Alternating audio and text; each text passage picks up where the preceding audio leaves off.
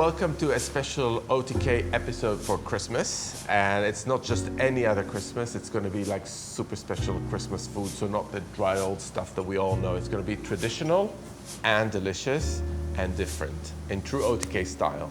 So I'm going to make a turkey with Ancho chili coating. It's going to be red and delicious and hot and not dry at all. And Noor, what are you making? I'm going to make everyone love Brussels sprouts. Chaya? I'm gonna be making not roast potatoes, roast cassava. Yum.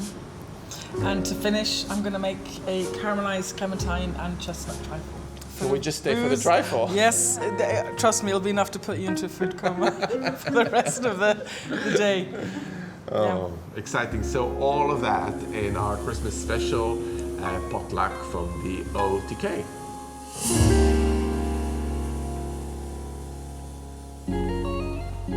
This is how I make my roast turkey with ancho chili gravy. First of all, put the ancho chilies in a heat-proof bowl and pour over enough boiling water to cover. You then want to weigh the chilies down with a small saucer and leave them to rehydrate for about 20 minutes until they're nice and soft. After 20 minutes, discard the liquid or save it for another use, and roughly chop the chilies, getting rid of any seeds if you like. Next, make the chili paste. Add the ancho chili to a food processor along with a couple of roughly chopped chilies, 1 roughly chopped onion, 10 peeled garlic cloves, ground cumin and cinnamon, tomato paste, a good glug of oil and a bit of salt. Blitz until smooth and scrape down the bowl if you need to, then transfer this mixture to a bowl. Stir in the remaining olive oil. Now prepare the turkey. Dig around for any giblets. These have so much flavor and you want them to make the gravy. Add these giblets to a large roasting tin with the onion wedges and 500 ml of water, then top with a roasting rack. Make sure you pat your turkey well dry and then season generously with salt and pepper. Now rub the turkey all over with half of the ancho chili mixture. Make sure you reserve the other half of the gravy for later. Now place this on a roasting rack and transfer it to a 200 Celsius oven.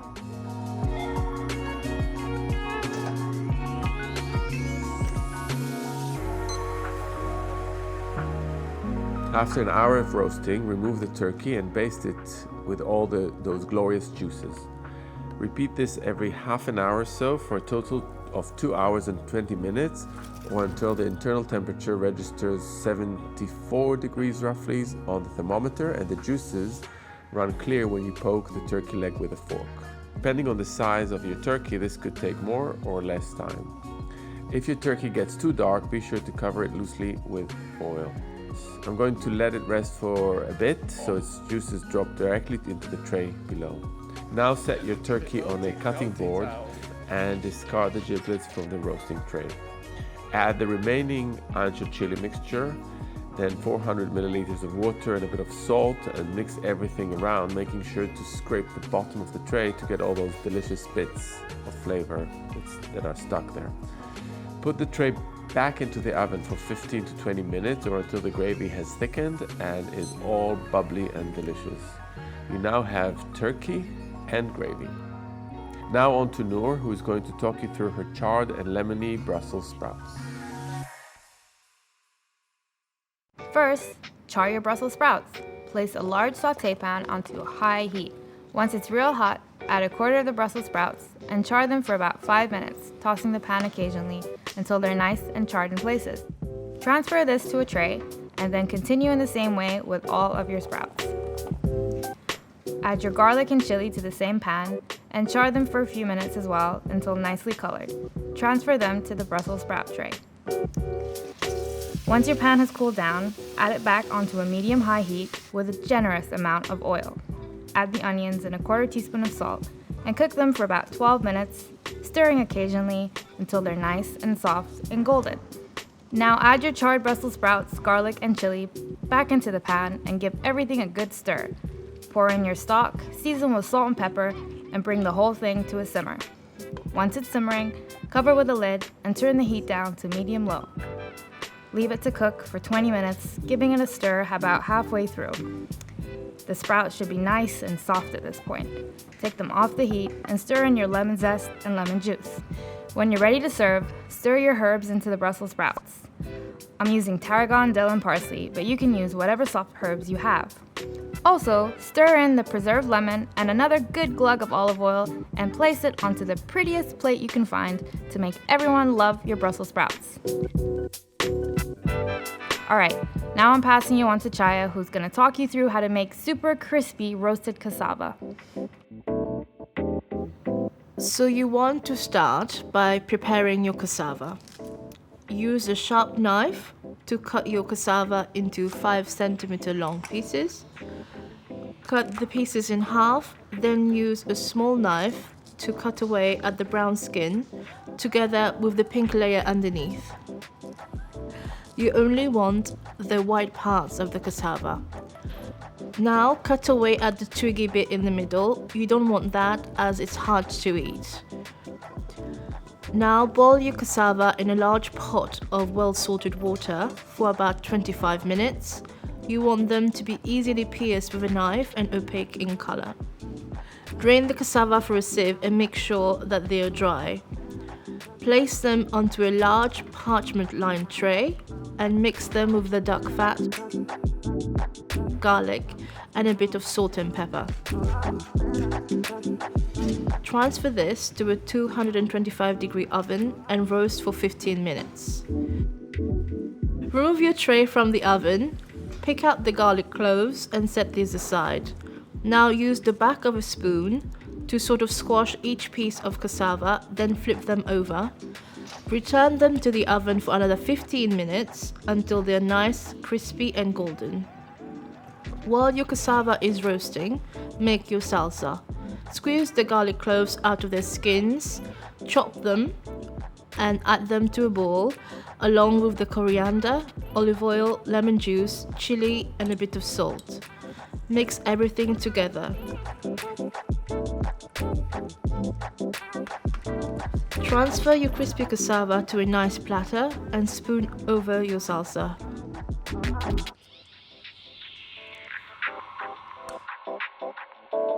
Now, it's time for Verena to show you how she makes her amazing trifle. For my caramelised clementine and chestnut trifle. Let's start with the sponge. If you're making this from scratch, there is a link to the full recipe down below. If not, just use a plain shop pot one like a Madeira or a pound cake. Either way, cut the sponge into approximately 3 cm squares and set aside. Now for the pecan brittle. Preheat your oven to 160 centigrade. Combine the maple syrup and golden syrup in a small pan and bring to a bubble on medium heat. Add the toasted pecans and salt and give everything a good stir to combine. Let it bubble for a minute or so and then tip out onto a parchment-lined tray. Bake for 10 to 15 minutes until caramelized and set.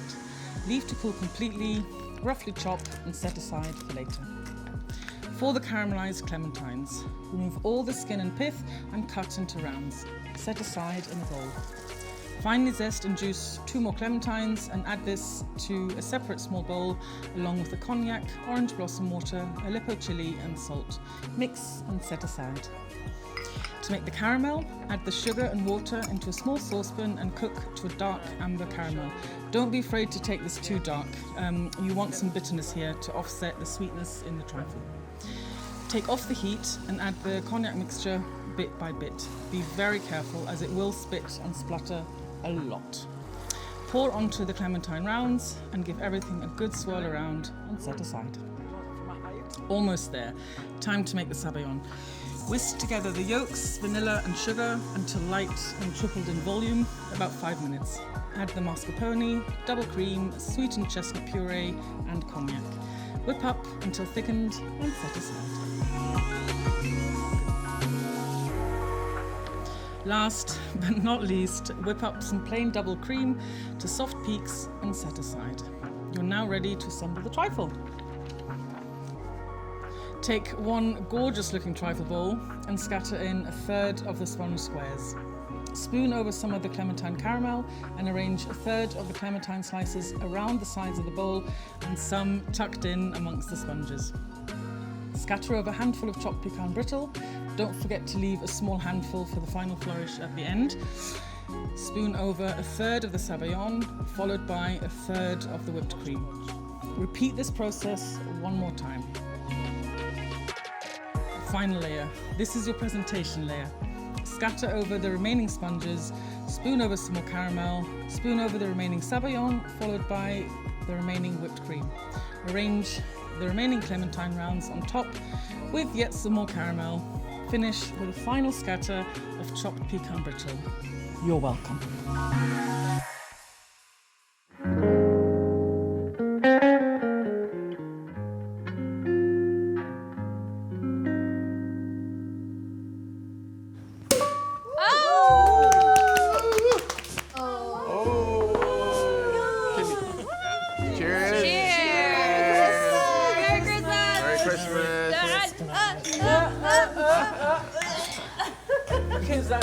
This is your favorite?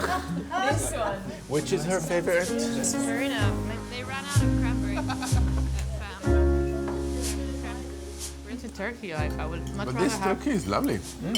Yeah, like it's not spicy. I thought it would be, but it's not. It's like in blue peas, like some like flour thickened gravies. This is just so nice. But those Brussels sprouts. The Brussels I are, have to say, Who made them? Who made them, guys? they were made in heaven. this will convert anyone. And who's going to make this, the cassava instead of roast potatoes this Christmas? Definitely. I love the texture. It's just so so nice. much, so much better, actually. Be careful of the decorations. Just You're gonna have to hold it. by you. It looks like a burning fraggle.